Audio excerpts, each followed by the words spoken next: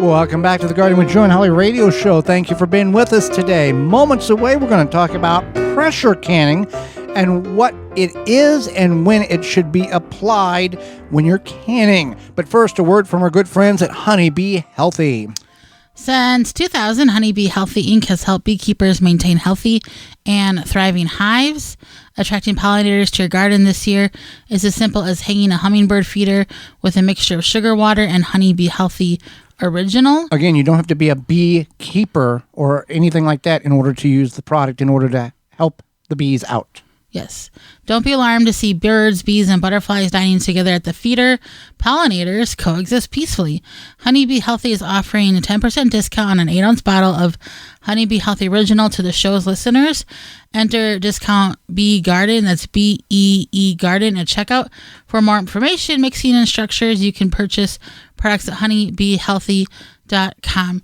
That intro music was like ice cream shop. 1930s Jimmy 1930s, Jazz. Yeah, like we want some ice cream now. Yeah. If you are missing any of the coupon codes, you can go to our parent website and click, which is the WisconsinVegetableGardener.com. Click on the money tab at the top of the page, and all of those companies are listed with the coupon codes available. And if you miss any programming, any of our shows, you can go to season 8 at the top of the page at the WisconsinVegetableGardener.com, and they're all listed there as well as all of the sponsors that support the program financially, so you can hear it on your radio station. Pressure canning, Holly, it is something that frightens people when they hear this as it pressure canning. Oh, that's when the thing can blow up and put a hole in my kitchen roof. My mom's sister's uncle's aunt lost her left arm. It's always some extreme. It's always some super distant relative and something super extreme. NASA called because it blew through the roof and they thought it was a Sputnik or something. Anyway, go ahead. Sputnik. Yeah, Sputnik. So pressure canning is definitely safer than it was when your aunt's uncle's cousin was doing it. But you want to make sure you're using a real pressure canner. There's now pressure cookers, also known as the Instapot, and there's a lot of other similar pressure cookers, like electric pressure cookers, and you cannot safely can in those. I don't care what your cousin told you. Yeah, I don't care what your cousin told you. Oh, you can can in that. I canned in it. Don't do it. So you want to make sure you are being safe using actual pressure canner. Some brands are like is it American or something? I don't know. But you'll have to look it up. Yeah. But yeah, an actual pressure canner, and it's something that you put on your stove. There's no electric pressure canners. So you want to make sure you're doing that. You want to can high acid foods, so like pickles and jams and stuff like that in a pressure canner, but it's really ridiculous because all of those items usually take like at most 30 minutes to can. So if you pressure can jam and not hot water bath can it, then you have to do some serious math, and it probably would take you like 2 minutes, and it's not worth the effort of bringing the canner up to pressure and then letting it go back down. Okay, what is the sole purpose of pressure canning vegetables? Yeah, so pressure canning vegetables makes them shelf stable, but because vegetables are lower in acid, and you're not adding acid, so it's not like if you're pickling, it's like if you're just canning straight up carrots or corn or peas or whatever. Potatoes, yeah. Peel your potatoes before you can them. Side note. Peel your potatoes before you can them. Yes. So pressure canning is for those low acid foods, and it's going to bring the water and the vegetables in the jar to the proper temperature to kill off bacteria and make it shelf stable. When you pressure can, you're building up pressure inside the canner, and I'm not a physicist, but it changes the different temperatures in which water boils when it's under pressure and the things that happen inside the jar. Because it's under pressure, it's able to do things that a water bath canner cannot. Growing up, we water bath green beans all the time.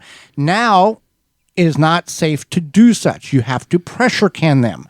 If you water bath them, there was some ridiculous amount of time, like 3 hours you had to water bath green beans in order for them to be safe. I know that there's people out there that still do things the old-fashioned way, and your grandparents and your great-grandparents canned in half-gallon jars, and they lived to be 197 years old, and they remember Noah and the ark.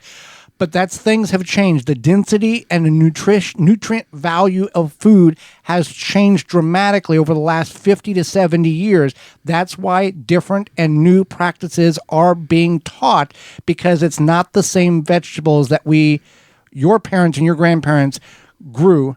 It's not the same today. Absolutely. So as food science continually changes, so does food safety, so does a lot of things. I mean, I just think about the quality of chicken at the store, and I don't want to get gross, but I don't know if you remember, but our chicken used to bleed. And if you're not old enough to think about that, ask your parents, ask your grandparents, ask your older siblings or aunties or whoever, and they'll tell you that chicken used to actually bleed, and now it's like it doesn't happen. It's really weird. So, and I don't think it's a processing thing. I think it's just, I don't know. I don't want to think about it. So yeah, so you want to keep that in mind, that all these things changes, and we want you to be safe. We're not like trying to be Captain Killjoy over here. Telling you how it is. We're telling you how it is, but that doesn't mean you should be scared of pressure canning. I was a little bit apprehensive. We pressure canned some venison, and I was like, that's going to be weird, and it was delicious. Yeah. So, yeah, so you want to keep that in mind. You want to follow the directions with your pressure canner. Make sure you hold on to those instructions or know the specific model, because each model and each company has different requirements. It's not one size fits all. Well, you got a pressure can where you do this and this and this. Everyone's different. It's not like water bath canning at all. Every manufacturer has a different requirement on how to properly operate their unit. Right. And so you also want to, there's dial gauge, there's weight gauge, there's different types. And so you want to definitely know your pressure canner directions and how to use it and blah, blah, blah very well. And you also want to keep in mind altitude. Now, most of us are at about sea level or so, but the altitude can change. Well, we got people over in Denver that's way above sea level. Yeah, so you want to keep that in mind, that if you are, in Denver, you want to follow the instructions to pressure can properly for where you are. And the internet's on computers now, so it's easy to find out what your altitude is and if you need to alter the time in which the items are pressure canned, as well as water bath. That dictates time duration as well, your altitude on water bath, as a side note. Yeah, that as well. So that's something to also keep in mind. And then, again, I just want to touch on what you are pressure canning. This is the low acid foods. So the vegetables, just plain vegetables, you're not adding any vinegar to them. You're not pickling them. You're adding water or water and salt. Yes. And some other tips are, as Joy had mentioned, you want to peel your potatoes. You want to peel your pumpkin, your squash, etc. And then if it seems too good to be true, like say you find this recipe for like marshmallow fluff canned or something. I don't know. I can't even imagine what. But that's butter. Yeah, you don't want to can butter. That just seems We see a lot of these preppers do that. It is not safe to can butter because it's not designed to be canned and then be shelf stable. There is an alternate type of butter, which is ghee. Ghee, which is what is the concept of ghee? It's basically clarified butter, but it's still butter. Yes. But it's shelf stable, safe butter, and you can make that at home, or you can purchase that at the store. You cook off the butter fat. Right. But So anyway. so if you need butter at your camp or your off grid, whatever, don't make it out of regular butter. Right. So, and then other things like grains. So if you say you want I got a story on that one. If you want to make a soup, and you want to make like a chicken wild rice soup, you would make the soup to be like the chicken and whatever vegetables are in there. You can make that soup base, but then you would cook the rice and add it after. We did a talk many, many years ago, and this individual, he was very proud that he said, I figured out that I can add 319 grams of rice, and I can pressure can it, and it will pressure can just correctly so the lid won't blow off in the canner. First of all, rice left in a bag can sit there for years if insects are not involved in it, and it'll be fine. We don't need to pressure can rice. We don't need to pressure can grain. Be smart about what you can pressure can. There are places on the internet that when you that ask these outlandish, how do I do this? How do I can dog food? All this stuff. And they do not want the answer of that's not safe. They want an answer of here's how you do it. Keep your opinion to yourself. Give us the answer, or you get removed from their little social circle. Right. So yeah. So we want you to be safe. We don't want you to have food poisoning or worse. Things can still happen in 2024. And we also don't want you to go head to head with people in groups or forums about what they're canning. If they want to play stupid games, then they can win the stupid prizes. But we want you to be smart and safe, and make sure that you are following the directions. You're following safe websites such as freshpreserving.com, the ball canning website. There's one SB Canning, which is like, I think she's in Santa Barbara, California. It's like Santa Barbara Canning. You can find your local master canner. Better Homes and Gardens? Better Homes and Gardens. How do you find your local master canner? Just Google it. Or you can call your local extension office and say, in the county, because there are very specific ones. They just can't, there's very select. And then we also have the National Center for Home Food Preservation, and I think even the USDA website, but it might direct you to the National Center for Home Food Preservation. I feel like I saw a recipe on there, but there's a lot of great resources. Those are very safe resources. Well, now that the weather is warming up, Holly, it's hot in some places and getting hotter. You will need to protect your garden from various weevils, borers, including those Japanese beetles.